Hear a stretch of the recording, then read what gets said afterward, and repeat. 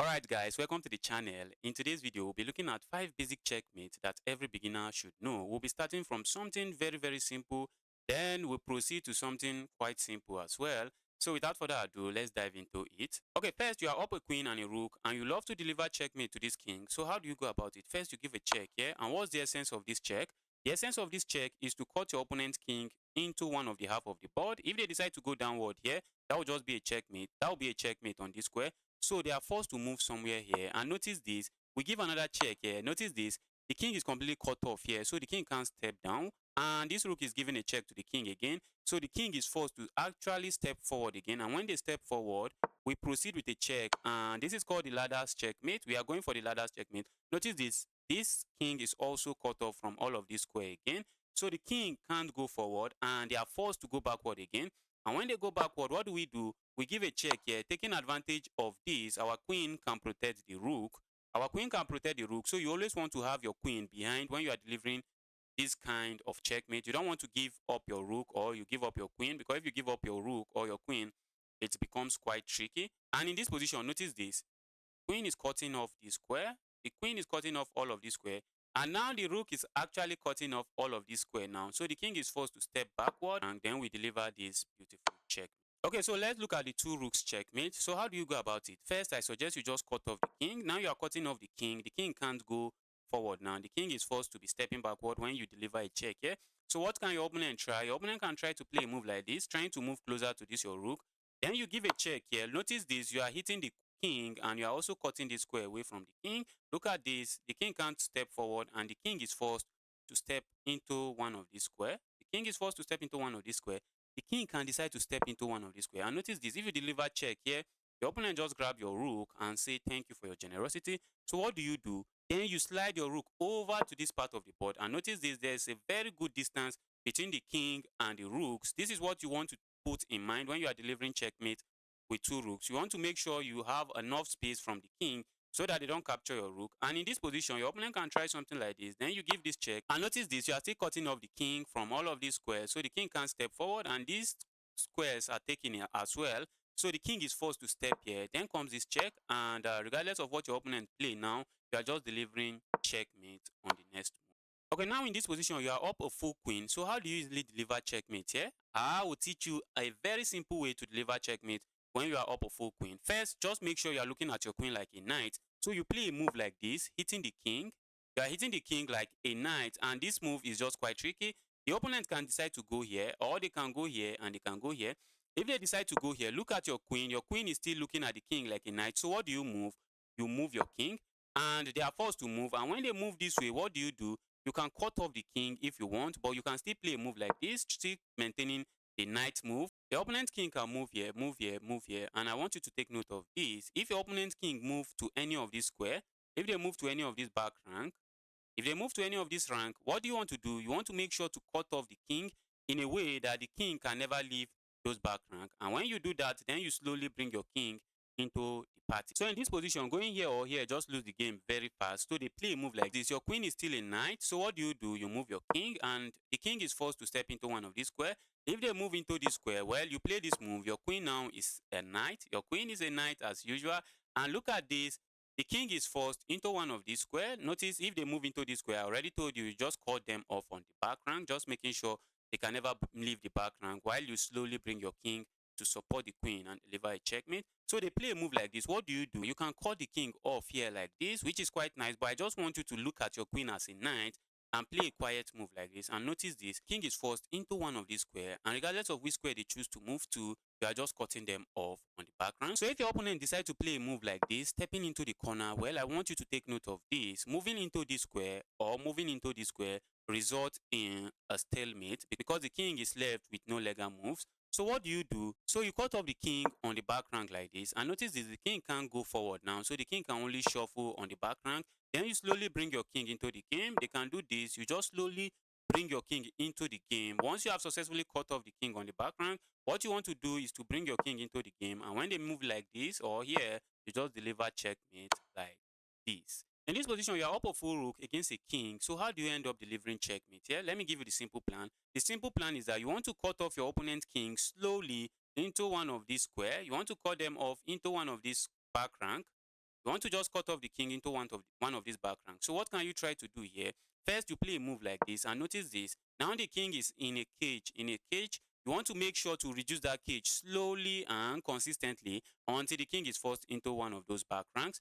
So the king can try to move closer to you here. What do? You just play a move like this, supporting your rook. In this kind of endgame, your king and rook has to work together in order to deliver checkmate. Because if you don't support your rook, your opponent just captures the rook and the game just ends in a draw. So in this position, your opponent has several tries. If they try to play a move like this, you just cut off the king this way. And notice this: the king can go here, the king can go here, and the king can go here. If they decide to go here, you just go here, making sure to reduce the square of the king even further. And if they try to play a move like this, you bring your king into the game. And if your opponent tries to just go here, if they try to go here, what do? You give a check here. When you give a check, what can they do? If they decide to go to the back rank, well, you are just happy. You are just happy. You are just chilling. So going to the back rank just end the game very quickly. So they have to do what can they do here? They can try to move here or move here, but it really doesn't matter where they move. So what can they do here? They can try to move closer to your rook. What do? You support your rook. You always have to support your rook, else you lose the rook. So what can they try here? They can try to play a move like this. And when they play a move like this, what do? You cut off the king again. You are just cutting off the king again, making sure to reduce the squares of that king. So can the king try here? The king can try to play a move like this. What do? You cut off the king on the back rank. Now notice this: the king can only shuffle now on the back rank. So they can try to play a move like this. Then you go forward this way. And if they go here, you just go forward this way. And when they come here, you just go here. And notice this: you have the opposition, and they can try to play a move like this, hitting your rook. You don't have to come back to support your rook. Whenever you have these positions like this, where your rook is already cutting them on the back rank, you don't have to move backward to support your rook. You can play a move like this, and this is just a very quiet and waiting move. What does this move do? The move is cutting off this king from stepping into the square. And whenever the king goes here, well, this move is just a beautiful checkmate. I remember as a beginner, there was a game where I was having two bishops against a king and I couldn't deliver checkmate. It was a rapid game and I have like 3 minutes and I couldn't do it. Well, that won't be your case now, as I'll be showing you how to do it. So first, when you have two bishops against a king, what you want to do is that you want to bring the bishops into an active square where the bishop holds their hands together like this. So in this position, what do? You play a move like this. Your opponent can try to attack your bishop immediately. So what do? You support your bishop like this, and your opponent is forced into one of these square. If they decide to move here, you play a move like this, and notice this: the king now is cut off in this square. The king is just locked on all of this square. The king can't cross into any of this square. The king just can't cross. He can't cross. These bishops are forming a very good chain. So what can your opponent try here? They can try to play a move like this. Then you bring your king into the board. There's no need to be in a hurry. Once you have this, just try to slowly bring your king into the board. Your opponent can try to play a move like this. Then you play this move. Notice this: the triangle is still very much active. You still have it very active. So what can the king try here? The king is forced to go back this way. If you give a check here, your opponent can go here. It doesn't really matter. So what do? You play a move like this. Just making sure to put your bishop holding each other's hand slowly while moving up the board very slowly. So what can your opponent try to do here? They can try to do this, because if they try to go back immediately, they are only helping your cause. So what do? You bring your king into the game. Your king is a piece in the game. And if your opponent decide to move their king here, what do? You don't have to be in a haste to give a check. You know, as a beginner, when you see a check, you always want to give a check. What do? You just move your king slowly. What can your opponent do? Look at this. Your bishop are just too beautiful. Those bishops are just an amazing piece. Look at this. Your opponent is forced to move into this square. Look, then you play a move like this. Notice this. This square is taken. This square is taken, and this square, all of these squares is taken. So the king can't go here. So what can your opponent try? Your opponent can try to play a move like this. What do? Just bring your bishop here. Your bishop are holding each other's hand. You just want to slowly move your bishop slowly and consistently. So what can your opponent try here?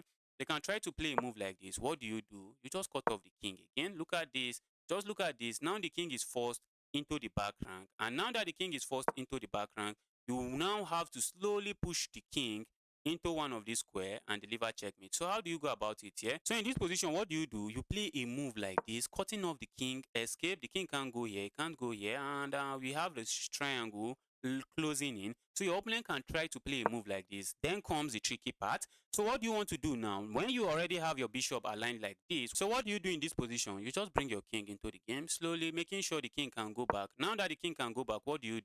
You play a move like this, and the king is forced into this square. Then comes the tricky part. You go back here, taking off this square from the king, so the king is forced into this square. So what do? You go back here, taking away this square from the king, so the king can't go back here. So the king is forced to go back here. So what do you do here? You proceed to block the king away so that the king can't get into the second rank, and your opponent can try to go here or go here. And if they go here, you just give a check here. The king is forced into the square. You give a check here. The king is forced into the square, and this is just a beautiful checkmate. And if your opponent decides to play a move like this, well, it's quite tricky. Don't be in a haste to give a check here, and don't be in a haste to play a move like this. So what do? You play a waiting move like this, waiting for the opponent's king to move.